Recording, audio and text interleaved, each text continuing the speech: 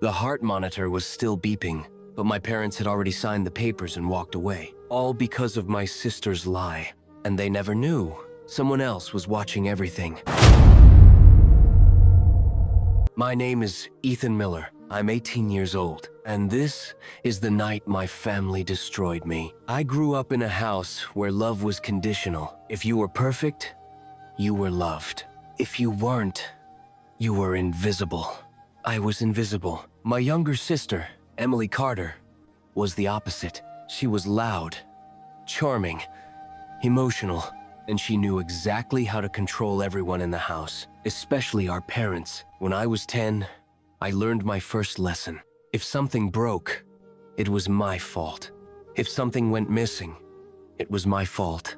If Emily cried, it was definitely my fault. I tried to defend myself at first. I tried to explain. I tried to prove the truth, but no one wanted the truth. They wanted a villain. And slowly, I became that villain. By the time I turned 18, I had stopped arguing. I worked part-time. I stayed quiet. I stayed out of the way. I thought if I just kept my head down, things would get better. I was wrong. It started with a phone call. I was at work when my phone rang. My father. I almost didn't answer, but something felt off. Get to the hospital. Now, no explanation, no emotion, just that. When I reached the hospital, everything felt loud. Machines beeping, people rushing, voices everywhere. And then I saw her, Emily, lying in a hospital bed, crying. My mother holding her hand, my father standing beside her like a wall. I ran forward. What happened? The moment Emily saw me, she screamed, "Stay away from me." The entire room froze. Nurses turned. Doctors looked. My father stepped in front of me. "Don't you come near her again," he said. His voice was cold, dangerous. I blinked, confused. "What are you talking about?" Emily's voice trembled. He pushed me down the stairs. Silence, heavy, crushing. I felt my chest tighten. "That's not true," I said quickly. "I wasn't even home. I was at work." "Enough!" my father shouted. The room echoed with his voice. People stared, but I didn't care, because my entire life was collapsing in front of me. "You've always been jealous of her," he said. "Always causing problems. And now this?" I shook my head. "No, Dad. Listen to me. Check my workplace. Ask anyone. I wasn't there. We don't need proof," my mother said quietly. Those words hurt more than anything. We don't need proof. That meant they had already decided. I looked at Emily. For 1 second, her crying stopped, and she smiled. Just for a second. A small, satisfied smile. Then the crying came back. That's when I understood. This wasn't confusion. This was a setup. Later that night, a doctor explained her condition. Possible surgery. Observation needed. Expensive treatment. Insurance wouldn't cover everything. I sat in the corner of the room, quiet, waiting, hoping someone would finally ask me the truth. No one did. Instead, my father looked at me and said, "You're done." I looked up slowly. "What?" "You're not coming back to that house," he said. "We won't have someone dangerous living with us." Dangerous. That word cut deeper than anything. My mother didn't even look at me. She just held Emily's hand tighter. I stood there for a long moment, waiting for someone to stop this, to say something, to choose me. No one did. So I walked out. No bag, no clothes, no goodbye. Just silence and a door closing behind me. But that wasn't the worst part. 10 minutes later, I found out they had signed hospital papers with my name on them. Financial responsibility, medical bills, everything. My signature was on the document, but I never signed it. "They abandoned you." I heard a calm voice behind me. I turned. My grandmother was standing there, elegant, quiet, watching everything. She was the only person in my family who ever looked at me with kindness. "I saw everything," she said softly. Her eyes were sharp, not sad, sharp. My voice broke. Why didn't they believe me? She stepped closer. "Because some people don't want the truth," she said. "They want someone to blame." I looked down at the paper in my hand. "They made me the villain." She nodded slowly. "Yes." Then she paused and said something I would never forget. "But they made a mistake. I looked up. What do you mean? She gave a small, knowing smile. The night they chose her lie over you was the night they lost everything. At that moment, I didn't fully understand, but something inside me changed forever. That night, I stopped being the quiet, obedient son, and I became someone else. Someone patient, someone focused, someone who would never be powerless again. Because the people who destroyed me had no idea what was coming. The night they walked away from me was the first night I slept on the street. Cold concrete, one thin hoodie, no phone battery, no family, and in a single night, I lost everything. I didn't cry, I didn't scream, I didn't beg, because deep down, I already knew they were never going to choose me. The next morning, I went back to the hospital, not to see them, but to fix what they had done. I walked straight to the billing department and placed the paper on the counter. My signature was forged, I said calmly. I didn't sign this. The woman behind the desk looked at me, then at the paper. Then she lowered her voice. You're not the first person this has happened to, she said quietly. That sentence told me everything. My father didn't just abandon me. He planned this. I need to speak to someone in administration, I said. For the first time in my life, I didn't sound like the quiet, obedient son. I sounded like someone who was done being used. An hour later, I sat in a small office with a hospital administrator. I explained everything. My work records, my timeline, my sister's lie, the forged signature. He listened carefully. Then he nodded. We will open an internal investigation, he said. That was the first small victory. The first time someone actually listened. But I still had nowhere to go. That's when my grandmother found me again. She was sitting in the hospital cafe, like she had been waiting. Maybe she had. Come sit, she said. I sat across from her, exhausted. She pushed a cup of coffee toward me. You need strength, she said. For a few minutes, we sat in silence. Then she spoke. I heard what they did with the documents. I nodded. I'm going to fight it, I said. I won't pay for something I didn't do. She smiled slightly. Good, she said, because you shouldn't have to fight alone. I looked at her, confused. What do you mean? She leaned back in her chair, and for the first time, I saw something I had never seen in her before. Control. Power. Your father thinks he controls everything, she said calmly. But he forgets where that house came from. I frowned. What are you saying? She looked directly into my eyes. The house your parents live in is still in my name. I froze. What? I never transferred the ownership, she said. I only allowed them to live there. My mind went silent. For years, my father acted like that house was his kingdom, his power, his authority. But it wasn't his. It never was. Why didn't you ever tell anyone? I asked. She smiled faintly. Because I was waiting, she said. Waiting to see who they truly were. I swallowed slowly. And now you've seen it. She nodded. Yes, she said. I've seen enough. She reached into her purse and pulled out a folder.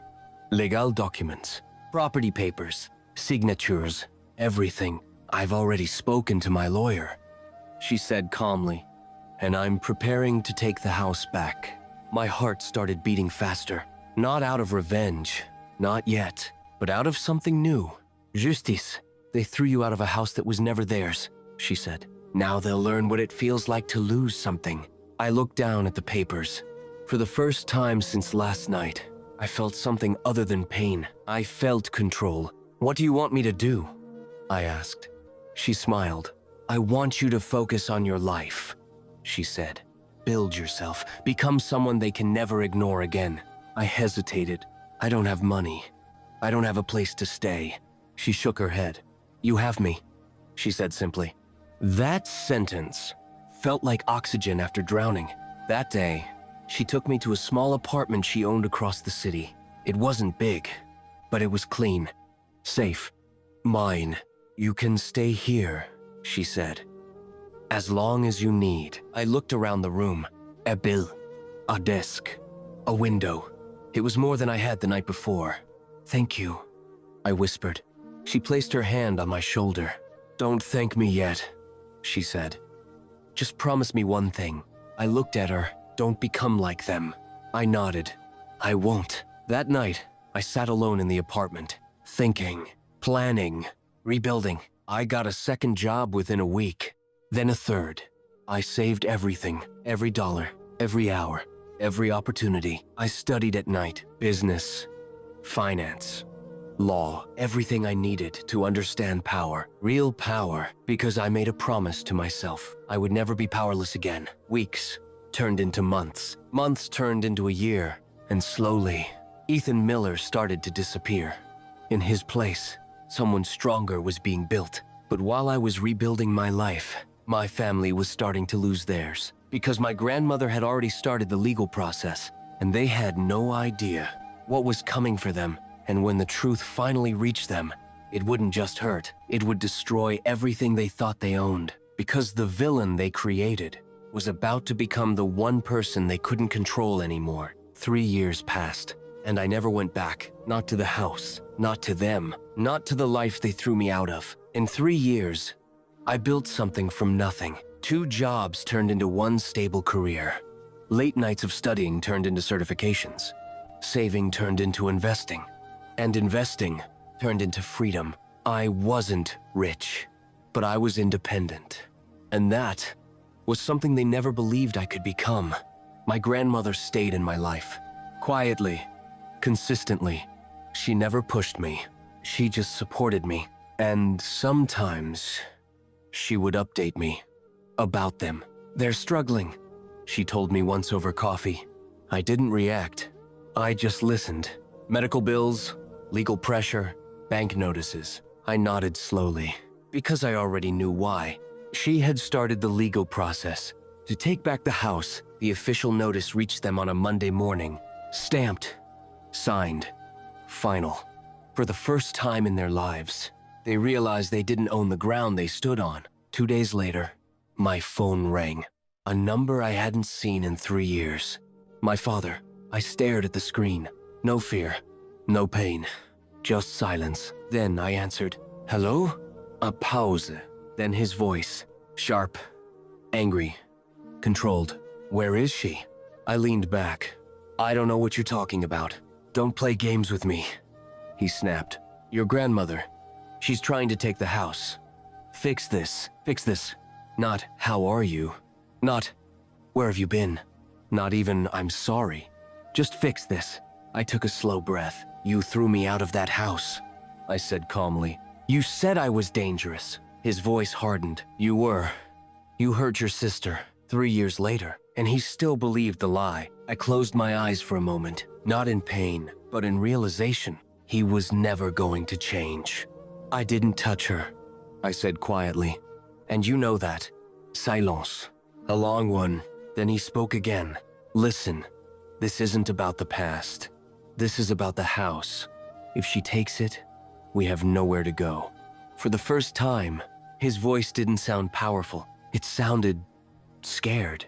And that's when something inside me shifted. Not anger, not revenge, just clarity. "Then you should have thought about that," I said. "Before you threw me out." He exhaled sharply. "You owe this family." I almost laughed. "No," I said calmly. "I don't." Then I ended the call. My hands didn't shake. My chest didn't hurt. Because at that moment, I understood something clearly. They only remembered me when they needed me. That same week, I received a message from a lawyer. Not mine. Theirs. They were trying to negotiate, delay the eviction, create a settlement, anything to stay. But my grandmother didn't respond because she had already made her decision. A week later, the final court date was set, and for the first time in 3 years, I decided to go, not to help them, not to stop it, but to watch the truth finally reach them. The courtroom was quiet that morning. I sat in the back, out of sight, out of their world. Then they walked in. My father, my mother, and Emily. They looked older, tired, stressed, like life had been slowly crushing them. Emily's eyes scanned the room. For a moment, they landed on me, and I saw it. Recognition, shock, fear, because for the first time, she realized something. The boy she destroyed was no longer weak, and the family who threw me away was about to lose everything. The courtroom felt colder than I expected, not because of the air, but because of the silence. I sat in the last row, watching the family that once erased me, now sitting on the other side of the room, nervous, restless, waiting. My father kept checking his watch. My mother kept whispering to the lawyer. And Emily kept looking around like she was searching for an escape that didn't exist. Then the judge walked in, and everything went still. The case began. Property ownership, legal residency, financial responsibility. Every document, every signature, every timeline was laid out in front of them. Clear, cold, undeniable. Their lawyer tried to argue. We were under the understanding that the property had been transferred. But my grandmother's lawyer interrupted calmly. No transfer was ever completed. The property remains legally under my client's name. Papers were shown, signatures confirmed, dates verified. The truth didn't shout. It didn't argue. It simply existed, and it crushed them. I watched my father's face slowly change. Confidence to confusion to fear, because for the first time, I had no control. Then came the second part. The forged hospital documents. My heart slowed, my focus sharpened. This was the moment that mattered. The hospital's internal report had been submitted as evidence. My name, a forged signature, billing responsibility assigned to me without consent. The judge looked directly at my father. Do you have an explanation for this? Silence. Heavy. Uncomfortable. My father opened his mouth, closed it, then tried again. It must have been a misunderstanding. The judge cut him off. A misunderstanding does not forge a legal signature. The courtroom shifted. The air changed. My mother looked at him. For the first time, not with trust, but with doubt. And Emily looked down, because she knew. She knew exactly what she had done. Then something happened that no one expected. My grandmother stood up. Her voice was calm, controlled, powerful. I would like to add a statement, she said. The judge nodded. Proceed. She turned slightly, not toward the judge, not toward the lawyer, but toward them. My grandson was thrown out of that house based on a lie, she said quietly. A lie that nearly destroyed his life. The room was completely silent now. They abandoned him, used his name for financial gain, and then expected him to stay silent. Every word landed like weight. But he didn't become bitter, she continued. He became stronger. My throat tightened, but I stayed still, hidden in the back. And today, she finished, they will face the consequences of their own choices. She sat down, and the silence that followed was louder than anything I had ever heard. The judge reviewed the documents one last time, then gave the final decision. The court rules in favor of the legal property owner. A pause. Then, the current occupants are to vacate the property within 30 days. It was over. Just like that. The house was no longer theirs. My father's face went pale. My mother started crying quietly. And Emily finally looked broken. For the first time, there were no lies left to hide behind. People started to leave the courtroom. Chairs moved, papers gathered, voices returned. And then I stood up, slowly, calmly, and I walked toward them. At first, they didn't notice me. Then my mother looked up and froze. Her eyes widened, her lips trembled. Ethan? My father turned, and when he saw me, the anger in his face disappeared, replaced by something else. Something unfamiliar. Regret. We stood there, face to face. For the first time in 3 years, no one spoke. Not at first. Then my father stepped forward slightly. His voice, quieter than I had ever heard it. We didn't know. I raised my hand slightly, and he stopped talking. I told you the truth that night, I said calmly. You chose not to hear it. Silence. My mother's eyes filled with tears. We thought you hurt her. I looked at Emily. She couldn't even look back at me. You didn't think, I said quietly. You chose her version. Without question, my father swallowed. We can fix this, he said quickly. We're still family. That word, family. For a moment, I remembered everything. The silence, the blame, the night they closed the door on me. Then I looked at him again, and I felt nothing. "No," I said softly. "We're not." The words didn't come from anger. They came from truth. My grandmother stepped beside me, calm, strong, certain. "It's time to leave," she said to them. And this time, they had no choice. They walked past me, slowly, silently. And for the first time in my life, I wasn't the one being left behind. I was the one who stayed, standing, unbroken, free. Because the lie that destroyed my life had finally destroyed theirs. 30 days. That's all it took for their entire life to collapse. Boxes, furniture, memories. Everything they built their pride on, reduced to cardboard and silence. I didn't go to watch them move out. I didn't stand there for revenge, because I didn't need to. The truth had already done the job. A week after the court order, my grandmother called me. "They're gone," she said simply. I stood by the window of my apartment, looking at a life I built on my own. And for the first time, I felt something I hadn't felt in years. Peace. I thought that was the end. I thought that chapter of my life was finally closed. I was wrong. 3 days later, I got another call. Unknown number. I almost ignored it, but something told me to answer. "Hello?" Silence. Then a voice. Small, weak, shaking. It was my mother. "Ethan, please don't hang up." I didn't speak. I just listened. We don't have anywhere to go," she said, her voice breaking. "Your father lost his job after the case. We're staying in a motel." I closed my eyes for a moment, not out of pain, but out of understanding. This was the consequence. "We made mistakes," she continued. "We should have listened to you. We should have protected you."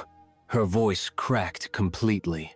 "I'm sorry. That word, the word I waited years to hear, the word I needed when I was 10, 15, 18, the word that never came when I needed it most. Now it came, when they had nothing left." I took a slow breath. Then I spoke. "I believe that you're sorry," I said calmly. A small sound of relief came from the other end, but then I continued. "But being sorry doesn't undo what you did." Silence. Heavy. Final. "You didn't just make a mistake," I said quietly. "You chose to believe a lie over your own son." My voice didn't shake, because I wasn't angry anymore. I was clear. "You threw me out. You called me dangerous. You used my name for your debts." Each word landed with truth, "and you never once came looking for me." I heard her crying softly on the phone. "Please, we're still your family." I looked out the window again, at the life I built, at the peace I earned, at the strength I created from nothing, and I understood something important. Family isn't about blood, it's about choice, and they made their choice a long time ago. "No," I said gently. "You were my family." Her crying grew louder. "Please, Ethan, we have nowhere else." I closed my eyes and remembered the night I had nowhere else. The street, the cold, the silence, and no one came for me. When I opened my eyes again, my decision was already made. "I hope you find a way to rebuild your life," I said calmly. "I truly do." A pause. Then the final words I would ever say to them. "But I won't be part of it." And I ended the call. No anger, no shouting, no revenge. Just closure. Weeks passed, then months. I focused on my life. My career grew. My investments grew. My peace grew. My grandmother visited often. We had dinner together, talked, laughed, lived. One evening, she looked at me and smiled. "You did something very difficult," she said. I tilted my head slightly. "What do you mean?" "You broke a cycle," she said. "You didn't become bitter. You didn't become cruel. You became better." I thought about that for a moment. She was right. They tried to turn me into the villain. But